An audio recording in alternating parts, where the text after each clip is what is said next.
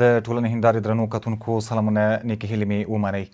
د ډسمبر 14مه د کمربند او لارې نړیوالې ورځې په نوم منځل کیږي. دا پروژه د چین د ولسمشر شي جینګ پینګ لخوا پیل شوې او موخه دا ده چې د زړې ورېښمو لارې په بڼه هیوادونه د ترانسپورټ، سوداګرۍ، زیربناو او فرهنګي تبادلو له لارې سره وصل شي. د دې نوښت له لارې له اسیا تر اروپا، افریقا او لاتینې امریکا پورې هیوادونه یو له بل سره نښلول کیږي چې نه یوازې اقتصادي همکاري پیاوړې کوي بلکې سیمهییز پرمختګ لپاره هم لوی فرصتونه برابروي. خو دا پروژه افغانستان ته څه معنی لري؟ آیا دا یوازې یوه اقتصادي نقشه ده که زموږ لپاره یو فرصت؟ عام افغانان یې څنګه ارزوي او کارپوهان یې په اړه څه وایي؟ پر دې موضوع د بحث لپاره به د اقتصادي چارو له وشنونکي سره هم بحث ولرو، خو په پیل کې ورځو د عام افغانانو نظرونه اورو چې دوی د دې نوښت په اړه څه وایي او له دې نړیوالې اقتصادي طرحې څخه څه تمې لري. راه چین یا کمربند چین یک راه تجارتی است که سال 2013 از طرف رئیس جمهور چین پیشنهاد شد و کارهای بسیار زیاد بالا جریان داره که بتونه همه قاره ها را از نگاه تجارتی با هم دیگر وصل بسازن. یک فایده چی هست که به جوانان افغانستان میتونه زمینه کار را فراهم بسازه. دوم راههای تجارتی زیادتر را میتونه به افغانستان بیاره و باز بسازه و همچنان تکنولوژی که فعلا استفاده میشه و مسائل دیگه که در بازار تجارتی بین المللی است اونا هم میتونه به افغانستان بیان و ما از اونا استفاده کنیم. کشور چین از نگاه جغرافیایی کشور همسایه ماست و ما از زمانهای قدیم تا فعلا بسیار روابط نیک و خوبی همراه کشور چین داریم و خواست ما از امارات اسلامی افغانستان همی است که کوشش‌های بسیار زیاد انجام بدن کشور ما هم شامل همی راه شود. قسمی که پیشتر یادآور شدم به جوانان افغانستان زمینه کار و اشتغال زایی فراهم شود و میتونه به بودجه کشور هم کمک کنه و همچنین به تاجرای ما هم که محصولات ما بتونه به همه قاره های جهان و کشورهای دیگه هم که هستند صادر شوند. بدون شک در مورد کمربند و راه چین معلوماتی که دارم از طرف دولت چین بنیانگذاری شده و چین در کوشش همی است که این راه ایجاد شود تا بتانه مسیرهای تجارتی و ترانزیتی را میان کشورها و حتی قاره ها به وجود بیاره.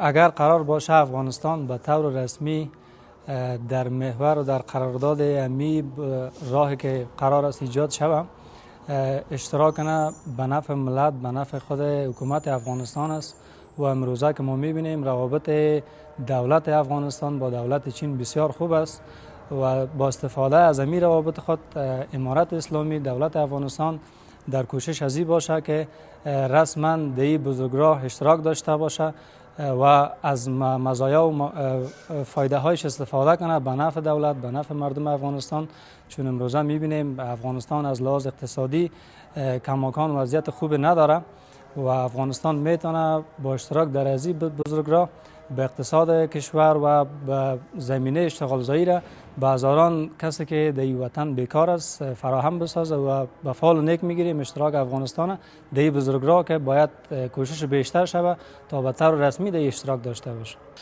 دا خو پخوام د چین سره د افغانستان د چین او نور هیوادونو سره چې د ورېښمینو لار په نوم باندې یادېږي دغه پخوانی موضوع ده او لاره ده او نوې موضوع که موږ ووایو د دغه لارې هدفونه او دغه موضوعات د بندرونو جوړول دي، د اورګاډو سټیشنونو جوړول دي، د ترانزیت پراخول دي او د اقتصادي پراختیا لپاره دغه لار برابرېږي. دا حتما افغانستان ته ګټه لري.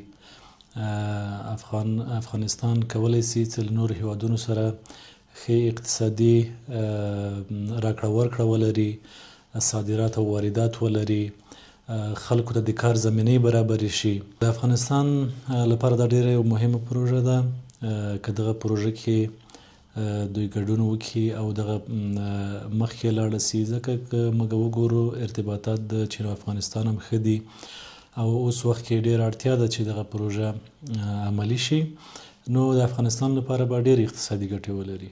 درنو کتونکو تاسو د عامو خلکو نظرونه واورېدل. اوس راسره د اقتصادي چارو شنونکی ښاغلی عبدالوافي نایبزی هم وصل شوی دی. ښاغلی نایبزی صاحب تاسو ته په پروګرام کې هرکلی کوم، ستړي مه شئ. لومړی تاسو ته او ستاسو له لارې ټولو لیدونکو ته سلامونه او نیکې هیلې. ډېره زیاته مننه. له تاسو مو لومړۍ پوښتنه دا ده چې د کمربند او لارې نوښت په نړیواله کچه کوم ستر اقتصادي بدلونونه راوړي او یا یې راوړلی شي؟ ګورئ تر کومه چې د اقتصادي فرصتونو د اقتصادي بدلونونو خبره کیږي په دغه سیمو کې چې د کومې لارې څخه دغه یو کمربند تیریږي په اصطلاح د چین مثلا هغه کې اروپا شو، اسیا شو، افریقا، دا ټول سره یو بل سره نښلي. دلته ځینې فرصتونه واقعا رامنځته کېږي، مثلا نوې اقتصادي دهلیزونه رامنځته کېږي د دغه سیمو څخه چې دغه کمربند تیریږي، هلته به نوې اقتصادي دهلیزونه رامنځته کېږي. بل بحث چې دی هلته د اقتصادي زیربناو د رغېدلو بحث دی چې مثلا سیپک یوه پروژه ده د دې، مثلا هلته چې کله سیپک تطبیقېږي په پاکستان کې، هلته به ورسره نوې لارې رغول کېږي، یعنې د زیربناو رغېدل هلته چې دی بل بحث دی. بل ګوره هغه د ګلوبل او ریجنل کنیکټیویټي بحث دی چې وصل کېږي سره اروپا او اسیا چې دا د افریقا سره به وصل کېږي، او دغلته چې د اسیا کوم بارز رول په سوداګرۍ او په تجارت کې دی هغه به هم ورسره برسېره کېږي. نو په کل کې ویلی شو چې ستر اقتصادي بدلونونه چې دي هغه دا دي چې اسیا په یو متحرک اقتصاد باندې بدلېږي. د اسیایي هېوادونو د منځنۍ اسیا، د جنوبي اسیا او په دې کې د افغانستان رول ډېر بارز را څرګندېدلی شي، او نوې اقتصادي فرصتونه د زیربناو رغېدل او یو نوي دهلیزونه رامنځته کېدل ستر فکټورونه ګڼل کېږي. ډېره زیاته مننه، واقعا تاسو ډېر په زړه پورې معلومات وړاندې کړل. راځو دې ته افغانستان د دې پروژې له فرصتونو څخه که راته ووایي چې څنګه استفاده کولی شي؟ تر کومه چې د BRI یا بلډ اینډ روډ انیشیټیو څخه د افغانستان د فرصتونو بحث راځي، افغانستان د خپل اقتصادي ستراتیژیک موقعیت له نګاه نه چې د مرکزي اسیا او د جنوبي اسیا په منځ کې د پول حیثیت لري، واقعا که اوس موږ غواړو چې جنوبي اسیا د مرکزي اسیا سره د انیشیټیو یا نوښت له لارې ونښلو، نو افغانستان رول پکې نشي هېرېدلی. نو نمبر 1 افغانستان د خپل ستراتیژیک اقتصادي موقعیت له نګاه نه په دې کې بارز رول لوبولی شي. دویمه خبره که چېرته مثلا اوس دغه روډ له لارې موږ غواړو چې د مرکزي اسیا ځینې هېوادونه که ترکمنستان شو، ازبکستان شو، تاجکستان شو نښلو، نو افغانستان دی سره الریډي یعنې وار د مخه ځینې اقتصادي راکړې ورکړې لري او فرصت برابر دی. دویم مثلا که د جنوبي اسیا سره د پاکستان بحث راځي، نو دلته هم افغانستان کولی شي چې خپل بارز رول ولوبوي. دریم افغانستان کولی شي چې ډېر ښه په اصطلاح دغه وکړي، د دغې ټرانزیټ نه چې په دې باندې تېرېږي دغه کرښه یا دغه روډ پې تېرېږي، د هغې نه کولی شي د ټرانزیټ ډېر ښه استفاده ترې نه وکړي. څلورم بحث افغانستان چې دی همدا اوس د قانونو له پلوه په نړۍ کې غني هېواد دی، یعنې که چېرته هېوادونه د دې کمربند د لارې سره ونښلول شي، نو دلته د افغانستان ځینې نور په اصطلاح د اقتصادي فرصتونه چې د قانونو په برخه کې د هېوادونه ترې نه خبر شي، نو کولی شي چې دی په دې کې ونډه واخلي او بیا د دې مسیر له لارې دی کولی شي چې خام مواد خپل هېوادونو ته انتقال کړي. د افغانستان رول په هر صورت کې پکې ډېر بارز دی. افغانستان دپاره بېر د شکه چې یو لړ فرصتونه پکې شته دی. مننه نایب زی صاحب. که دا هم راته ووایي چې آیا د افغانستان اوسنی سیاسي او امنیتي وضعیت د دې نوښت پلي کېدو ته داسې زمینه برابره کړې او یا دغسې څه امکان شته؟ ګورئ چې کله چې د افغانستان د سیاسي او امنیتي اړخ باندې بحث کېږي، البته د دې نوښت په برخه کې سیاست باندې خو زه ډېر نه پوهېږم، خو څه چې عیان دي ښکاره دي، افغانستان ځینې مثبت اړخونه هم لري او ځینې منفي اړخونه هم لري. مثبت اړخونه، ستر مثبت اړخونه چې دي دوه دي. لومړی هغه افغانستان سرتاسري امن دا اوس نړیوالو منلی چې افغانستان کې نسبت تیر وختونو ته یو سرتاسري امن راغلی دی، دا یوه خبره ده. دویم د نړیوالو پروژو دپاره، د نړیوالو نوښتونو لپاره بستر برابر دی. دا دوه مثبت ډېر بارز ټکي دي د داسې سترو نوښتونو د تطبیق دپاره او په هغې کې د ګډون دپاره. ځینې منفي اړخونه هم شته دی. نمبر 1 منفي اړخ چې دی هغه په افغانستان باندې د نړیوالو بندیزونو یو ډېر غټ بحث دی او دغه شان نوښتونو کې چې موږ غواړو ګډون وکړو بیا هغه نشو کولی. دویمه خبره چې دا هغه په افغانستان په بانکي سکتور باندې بندیزونه دي، موږ نشو کولی چې د نړیوالو سره راکړې ورکړې وکړو، هلته آنلاین پیمنټ یې وکړو، هغې موږ ته پیمنټ وکړي، یعنې په دې سلسله کې ځینې بندیزونه او شیان شته دي. دریم غټ مشکل چې زه ورته د اقتصادي زاویې نه ګورم هغه د پروسو پیچلتیا او واضح تګلارو نشتون دی. دلته باید سرپرست حکومت واضح تګلارې، واضح پالیسیانې ولري چې دغسې کله که موږ غواړو په اصطلاح افغانستان ته د داسې نوښتونو مخ راوړو یا په هغې کې د ګډون ډاډمنتیا ورته ورکړو، نو باید زموږ پروسې ډېرې واضح واوسي. بله، ډېره زیاته مننه.